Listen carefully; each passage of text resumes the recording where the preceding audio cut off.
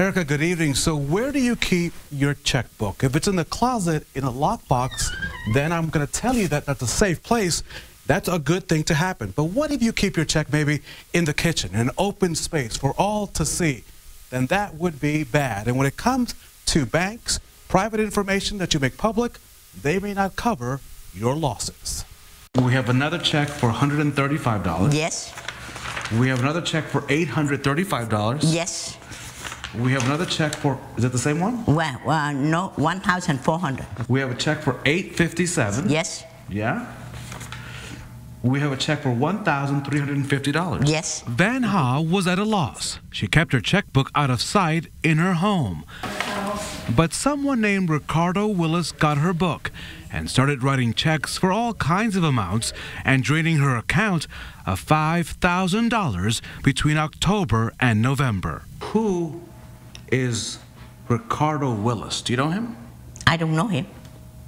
He got your checks. Yet, but I don't know why he get my check. Call 6 has no idea where Ricardo is, but Van was counting on Chase to help recover the stolen money.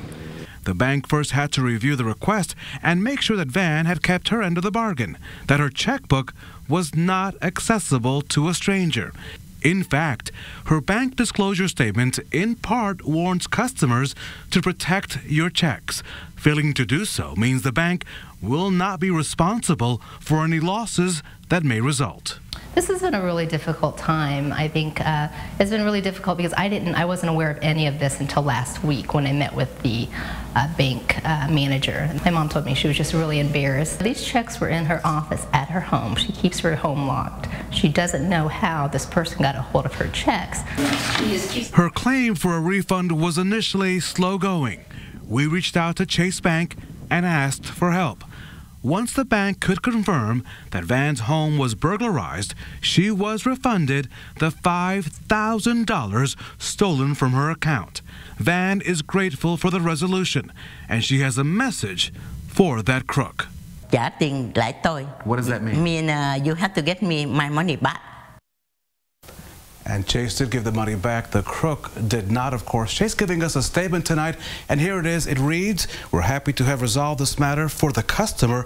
We now understand that her home was burglarized, which wasn't clear in the initial claim.